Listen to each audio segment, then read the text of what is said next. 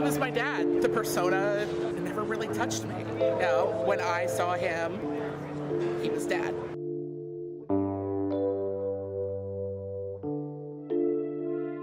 André the Giant was known for his massive size, but did you know his daughter is actually even bigger than he was? How did she grow to surpass the legend himself? And what's her story? Join us as we explore the surprising facts about André the Giant's daughter and what makes her stand out. A giant is born. André the Giant was born on May 19, 1946 in Coulommiers, France, a small town about 40 miles east of Paris. From the moment he entered the world, it was clear he was different. Weighing in at 13 pounds at birth, André was far larger than the average newborn. His size at birth would only be the beginning of a life defined by extraordinary growth.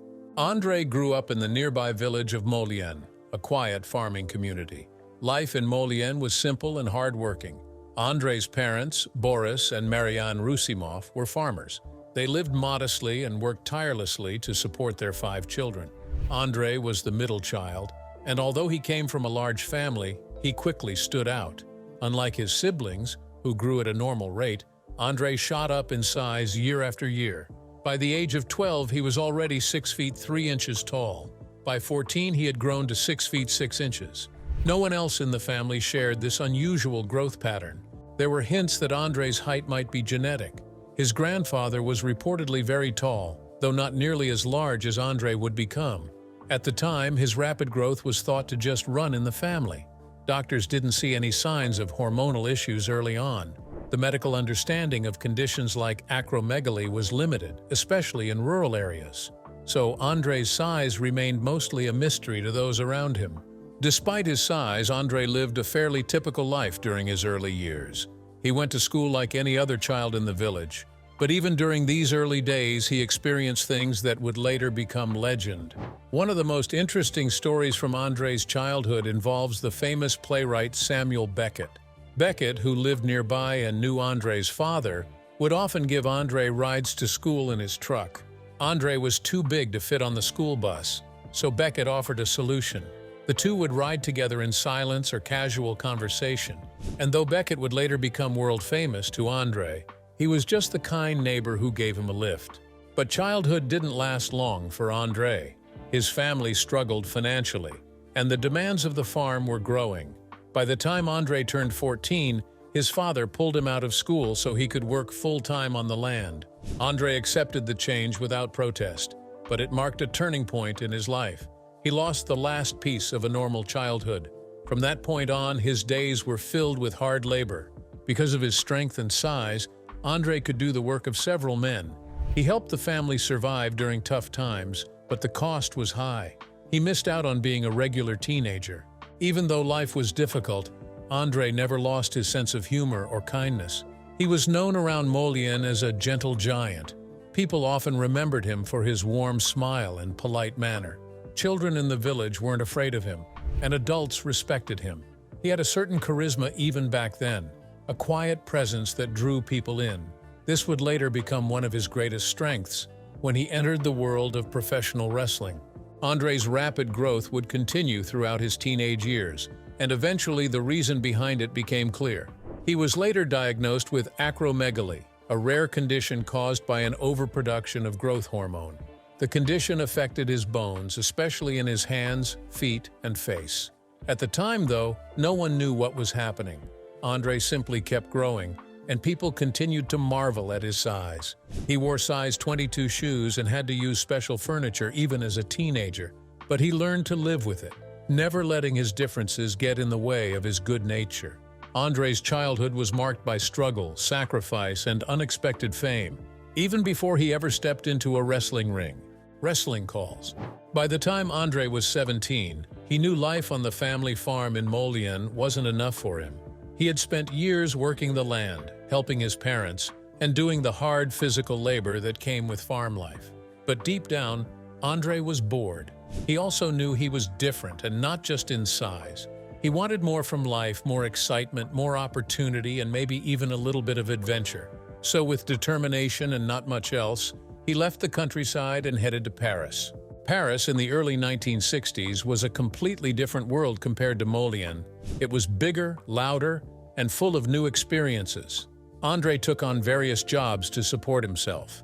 He worked as a mover, lifting heavy furniture with ease thanks to his natural strength. He was also spotted by people who couldn't help but notice his enormous size. Eventually, word got around to a local wrestling promoter. The promoter met André and instantly saw potential, not just in his build, but in his presence. André was tall, strong, and unforgettable. With the right guidance, he could become a star. André agreed to give wrestling a try. At first, it was a small, local thing. He wrestled in small French venues under the name Jean Ferret, a name inspired by a French folk hero. He was marketed as the Gentle Giant, and fans were amazed by his kind personality and incredible strength. His early matches helped him learn the basics of wrestling, how to move in the ring, how to tell a story through performance, and how to connect with the crowd. But it wasn't long before he outgrew the local scene. Promoters in other countries began to hear about the towering Frenchman. Soon André was invited to wrestle in Quebec, Canada, where the audience had a taste for more dramatic and intense personas. There he was rebranded as Monster Roussimoff. The new name was meant to sound more fearsome and grab attention. In Japan, where he also began wrestling, his size fascinated people. He stood out immediately, even in a culture that deeply respected wrestling as a sport and performance art. But the biggest turning point came in the early 1970s when André caught the attention of Vincent McMahon Sr., the head of the Worldwide Wrestling Federation, which would later become the WWE. McMahon knew that André was special, but he also knew that just being big wasn't enough. The wrestling world needed a larger-than-life character, someone fans would never forget. So McMahon gave him a new name, André the Giant. The name change was only part of the strategy. McMahon also made a smart decision that changed André's career forever.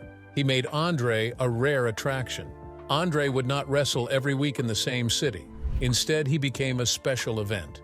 McMahon carefully limited André's appearances so that whenever he did show up, it felt like a big deal. This helped build the legend of André the Giant. Fans never got tired of seeing him because it was always a special occasion. André wrestled all over the world, up to 340 matches a year. He traveled constantly, going from country to country and city to city. He wrestled in Japan, Australia, Canada, and all across the United States. Wrestling that many times in 1 year meant André barely had time to rest. It was exhausting, both physically and mentally. But he kept going because he loved performing, and he understood his role in making wrestling bigger than ever. Part of André's success came from the way promoters marketed him. One of the most famous parts of his career was the idea that he was undefeated for years. This wasn't entirely true. He did lose matches, but promoters worked hard to build the myth. It made fans believe that André was unbeatable. It added to his mystique and made each match feel more dramatic. When he walked into a wrestling ring, people believed they were seeing someone unstoppable. Of course, being that big came with real challenges. André had a hard time fitting into cars, airplanes, and even hotel beds. Simple things like eating in public could be a problem. People would stare, ask questions, or sometimes even make rude comments. He often felt uncomfortable in public spaces.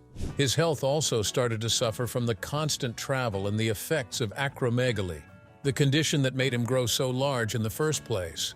He lived with pain in his back, knees, and joints, but he rarely showed it in public. The Princess Bride. By the mid-1980s, André the Giant was already a legend in the world of wrestling, but his fame was about to reach even more people, not in a ring, but on the big screen. That chance came with a movie called The Princess Bride, a fairy tale adventure full of humor, love, and sword fights. The movie's creators, writer William Goldman and director Rob Reiner, had a specific person in mind for the role of Fezzik, the Gentle Giant. That person was André. Goldman had actually written the character of Fezzik with André in mind. He saw Fezzik as big and strong, but also kind, funny, and lovable. To Goldman, André seemed like the perfect match in real life. Rob Reiner agreed. He thought André could bring something special to the film that no trained actor could. Genuine presence and charm that came from being naturally different. But getting André into the role wasn't simple. First, there was the language barrier. English was not André's first language. and reading a movie script was very different from memorizing wrestling lines or interviews. During auditions and early rehearsals, André struggled to pronounce some of the words clearly. He was nervous that he might mess up or be misunderstood. Still, Reiner and the rest of the team believed in him. They worked with him patiently, helping him go over his lines slowly, sometimes repeating them over and over until they felt natural. His deep voice and unique accent eventually became part of what made Fezzik so special. Then came the physical challenges. By this time, André's body was already under a lot of stress. Years of wrestling, travel, and the effects of acromegaly had caused serious back pain. He could no longer move like he once did. Simple things, like bending down or standing for too long, were painful. So when the movie script called for Fezzik to catch Princess Buttercup during a fall, the crew had to use a hidden rig. It looked like André was catching her with ease, but in reality, special effects and support wires helped make it happen without hurting him. There were other adjustments too. In one scene, Fezzik is shown riding a horse, but regular horses couldn't safely carry someone as large as André.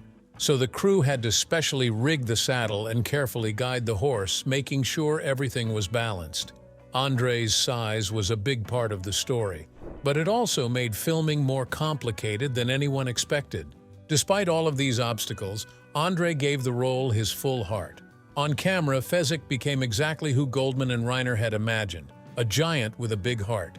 Fans loved the way André delivered his lines, especially the sweet and silly rhymes with his partner in crime, Inigo Montoya.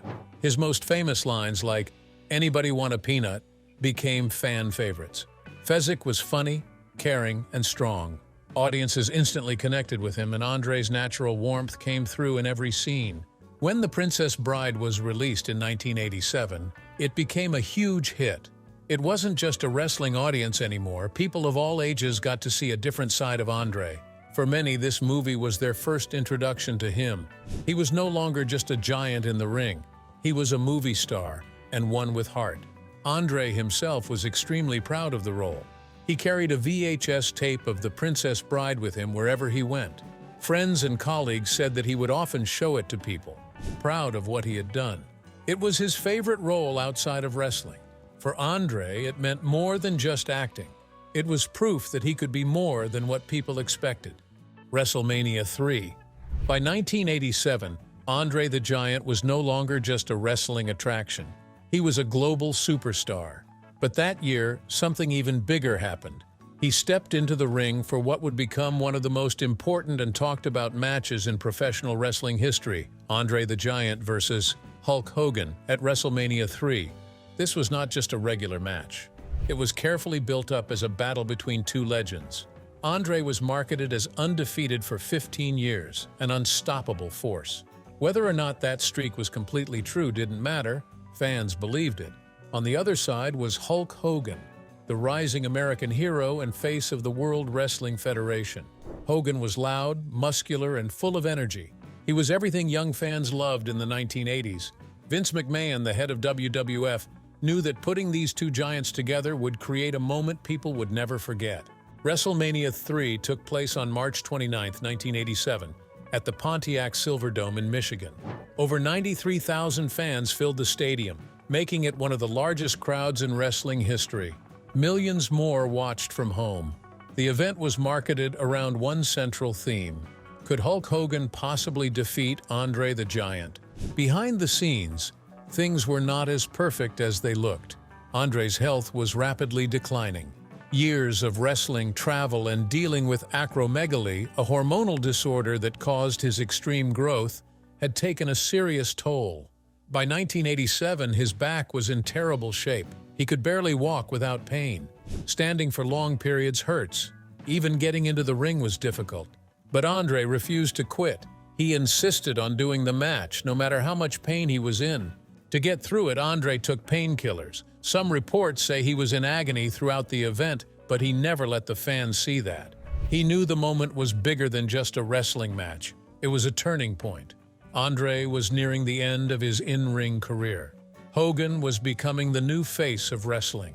This match was a passing of the torch, physically and symbolically. The match itself was not a long technical battle, but it didn't need to be. It told a story. André dominated early, using his size to wear Hogan down. The crowd was fully behind Hogan, cheering him on. Every punch, every move built the tension. Then came the moment that made history.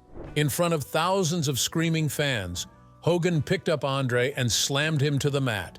It was a move no one thought was possible. At the time, André weighed over 500 pounds, and Hogan had never lifted that much in front of such a large audience. That body slam, followed by Hogan's finishing move, the leg drop, sealed the victory. Hogan pinned André, and the crowd exploded. That moment is still shown in highlight reels today. It became one of the most iconic moments in wrestling history. For fans, it was unforgettable. For André, it was the perfect way to give back to the business he had helped build. He let Hogan win. It was André's way of supporting the future of wrestling, even if he could no longer be the main star. Behind the scenes, Hogan has always shown deep respect for André. He has often said that he was nervous about the match and wasn't sure André would let him win. André, being the professional he was, gave Hogan the spotlight without hesitation. He knew what was best for the business. In that moment, André helped create a new era of wrestling while cementing his own place as a legend. After Wrestlemania III, André continued to wrestle for a few more years, but his body kept getting worse. Still, that match became the peak of his career. It was the moment when André wasn't just a wrestler, he was part of American pop culture. People who didn't even watch wrestling knew who André the Giant was. His image, size, and kindness became famous around the world. Final years and death. As the years passed, the toll that life and wrestling had taken on André the Giant's body became harder and harder to ignore. The man who had once amazed the world with his size and strength was now living with near constant pain. His health was declining and every movement became more difficult. André's mobility was especially limited by the late 1980s and early 1990s. His back injuries were severe, and even standing for long periods caused discomfort. Walking became slow and painful. He avoided air travel when he could because the cramped seating was almost unbearable. His condition was worsened by acromegaly, the hormonal disorder that had caused his extreme growth in the first place. This disorder not only enlarged his bones and organs, but also led to a variety of serious health problems, including heart issues and joint degeneration. As public appearances and wrestling dates slowed down, André began to spend more time at his ranch in Ellerbay, North Carolina. The ranch offered him peace and quiet, a place to escape the cameras, noise, and constant travel. He raised horses and enjoyed the stillness of rural life. It became his sanctuary. There, he could relax away from the pressure of being André the Giant and just be himself, André René Roussimoff. But even in his private life, André's health challenges continued. He used all kinds of supports to help him move around. He rarely spoke about the pain he was in, but those close to him knew how much he suffered. Friends said he still laughed, still smiled, and still made jokes, but behind it all, he was tired. The man who once wrestled 300 times a year could now barely get out of bed without assistance. In January 1993, André returned to France to attend the funeral of his father, Boris Roussimoff. While staying at a Paris hotel, André passed away in his sleep from congestive heart failure. He was 46 years old. Despite everything he had endured, his death came quietly. There were no cameras or interviews, just silence. A giant had fallen, not in the ring, but alone in a hotel room. His death shocked the wrestling world. Wrestlers, promoters, and fans alike reacted with deep sadness. Vince McMahon, Hulk Hogan, and many others shared stories of André's humor, strength, and kindness. Though André had kept a low profile in his last years, his influence had never faded. The industry knew they had lost someone truly unique. André wasn't just a wrestler. He was a symbol of wrestling itself, especially in the 1970s and 1980s. There were complications with his cremation due to his enormous size. Regular cremation facilities couldn't handle someone of André's build. Eventually, arrangements were made, and his ashes were scattered on his ranch in North Carolina, his favorite place, where he had felt most at home. There was no huge funeral or elaborate tribute. That was André's wish. He didn't want a big event or a lot of media attention. In the end, the man who had been larger than life wanted to leave the world quietly. Fatherhood and fame.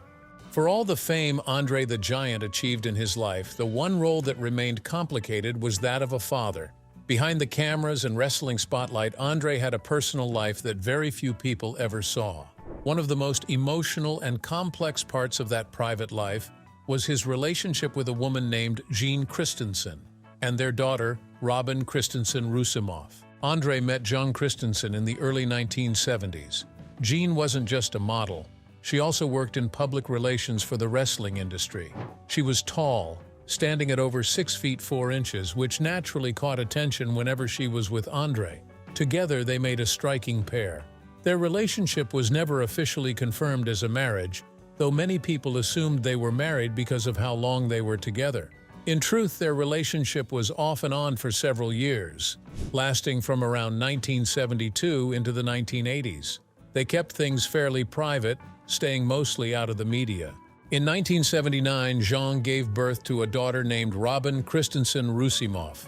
Robin was André's only child. Her birth should have been a big moment for André, but life didn't unfold in the typical way. While André did acknowledge Robin as his daughter, the connection between them was limited. Over the course of her entire life, Robin only met her father around 5 times. There were a few key reasons why André and Robin were never able to form a close bond. The first was André's schedule. As one of the most in-demand wrestlers in the world, he was constantly traveling. Some years he wrestled in over 300 matches, moving between countries every few days. There was hardly any time for him to rest, let alone build a relationship with his daughter. Phone calls were rare, and in-person visits were almost impossible to arrange. But the distance wasn't just physical, it was also emotional.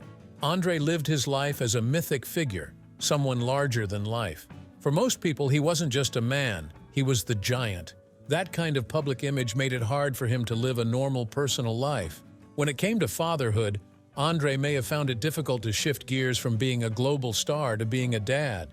People close to him have said that he cared about Robin, but he didn't know how to be a father. There may have been guilt, confusion, or even fear involved, emotions he rarely talked about. Jean also played a role in how things unfolded. After giving birth to Robin, she moved to the United States and raised her daughter on her own. Jean made a conscious decision to keep Robin away from the spotlight. She wanted her daughter to grow up in a quiet, normal environment, far from the chaos of the wrestling world. While this protected Robin from the public eye, it also created even more distance between her and André. The few times they did meet were often short and awkward, with little time to grow a real connection. The most heartbreaking part of this story came at the end of André's life. André died in January 1993 while visiting Paris for his father's funeral. But Robin didn't find out until a month later, and not through family or friends, but from one of André's lawyers. The delayed news made the loss even harder. She had barely known him, and now he was gone. There were no final conversations or goodbyes. Carrying the giant's shadow. Robin was raised primarily by her mother, Jean Christensen, in the United States. Jean had once worked in wrestling PR and had met André through the industry. She was tall too, over 6'4", and had caught André's attention partly because of their shared physical stature. But their relationship was never officially recognized as a marriage, and by the time Robin was born, they were already drifting apart. Robin's childhood was shaped by privacy and curiosity. Many people knew she was André's daughter, and that brought attention, sometimes unwanted. But her mother tried to shield her from the public, giving her as normal a life as possible under the circumstances. Robin has spoken openly in later years about the strange mix of being connected to someone so famous, yet feeling distant from him personally. Physically, Robin inherited some traits from her father. She is tall and strong, which has made her stand out, just as her father did.